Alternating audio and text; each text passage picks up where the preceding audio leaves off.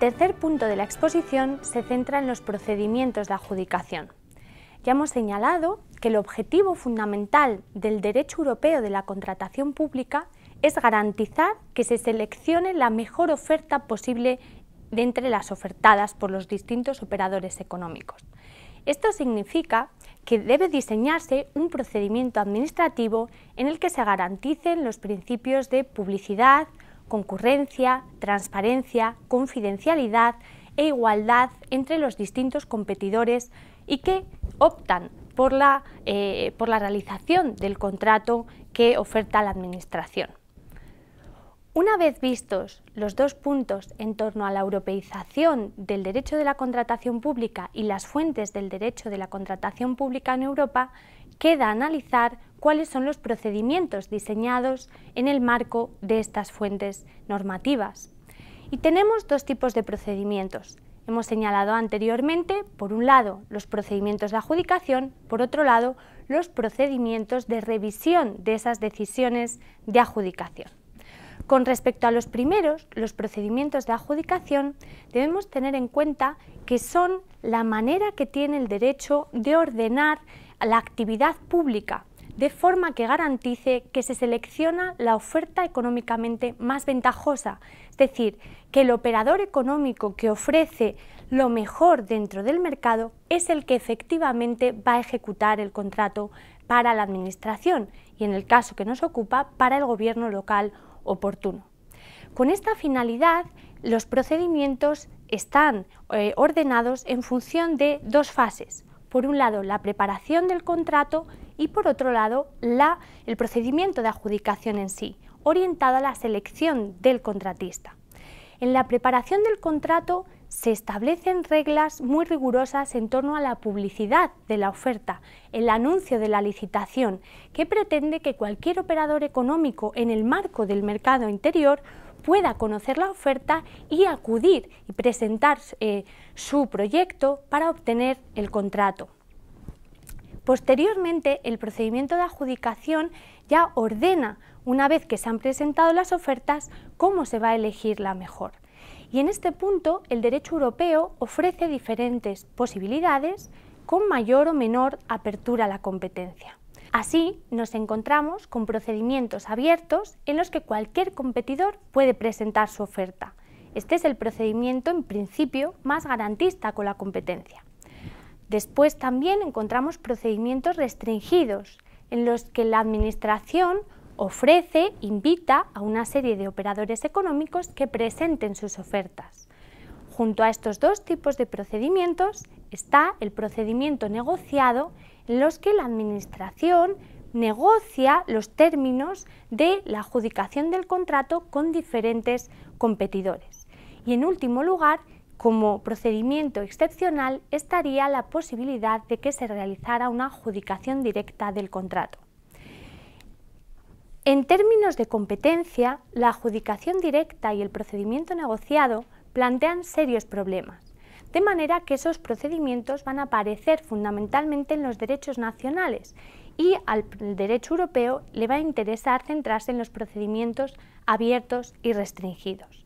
En cualquier caso, es importante tomar conciencia de cómo el derecho europeo se centra justamente en esta fase, que va desde la preparación del contrato, con el diseño de los pliegos contractuales donde se fijan las condiciones de ejecución del contrato también, hasta que se selecciona al contratista y se celebra el contrato efectivamente. A partir de ese momento, una vez que el contrato se ha celebrado, en principio rige el derecho nacional de cada Estado miembro. Y conforme a las tradiciones que hemos descrito anteriormente, habrá países en los que la ejecución del contrato se rija por el Código Civil del mismo modo que otro contrato privado y en otros países regirán normas específicas reguladas por su propio derecho nacional en torno a la ejecución del contrato público. No obstante, hay que tener en cuenta que el derecho europeo está tomando conciencia de la relevancia de determinadas actuaciones realizadas en la fase de ejecución del contrato.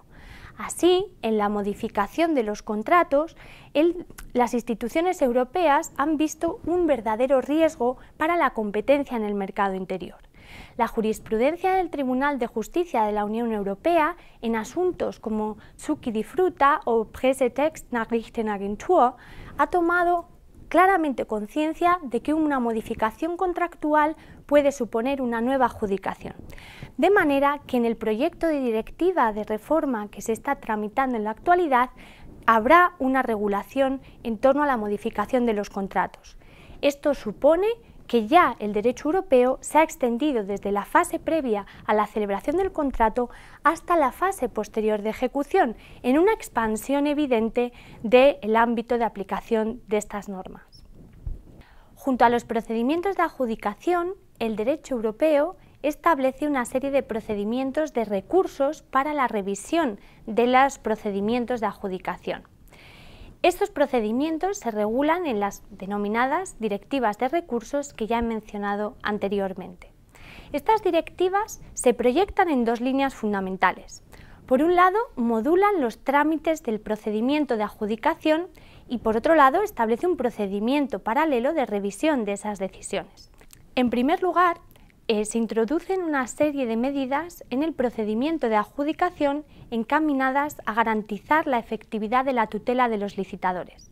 Esas medidas son fundamentalmente tres. En primer lugar, el establecimiento de una cláusula de espera, de una cláusula standstill, entre la adjudicación del contrato y su celebración efectiva. De esta manera, se permite que en esa etapa se pueda impugnar aquella decisión que se considere contraria a derecho europeo, evitando que una vez celebrado el contrato ya no sea posible anular este y retrotraer las actuaciones.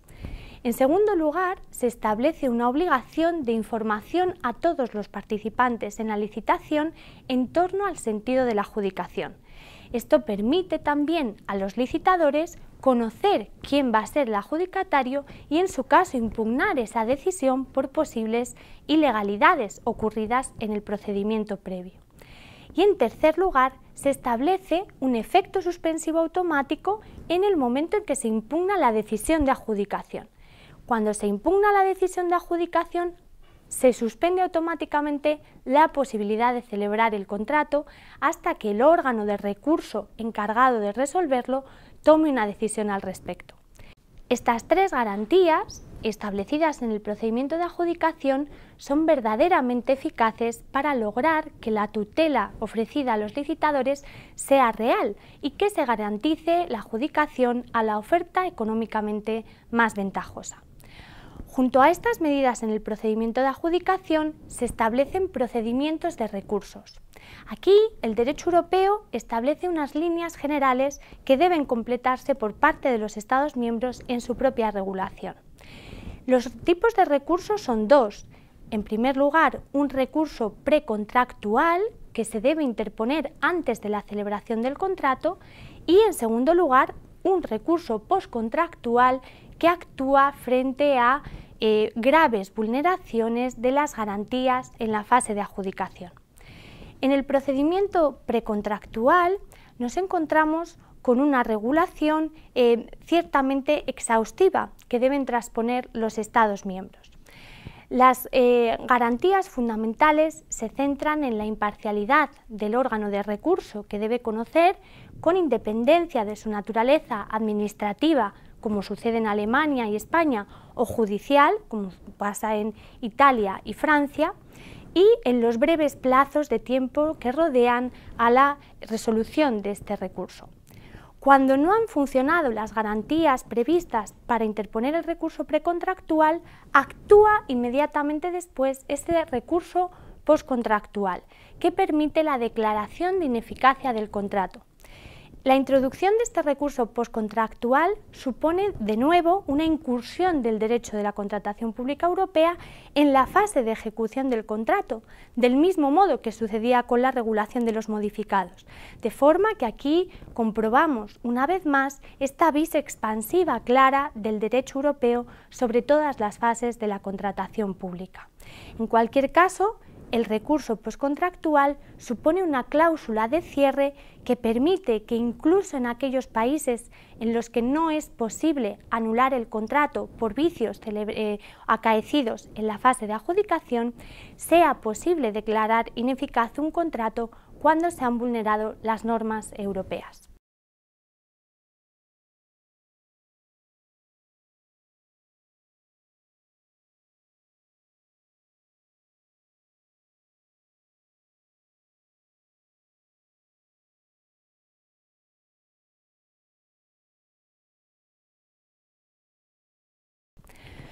Con estas palabras cierro mi exposición, que espero que les haya resultado de interés y de utilidad. Muchas gracias.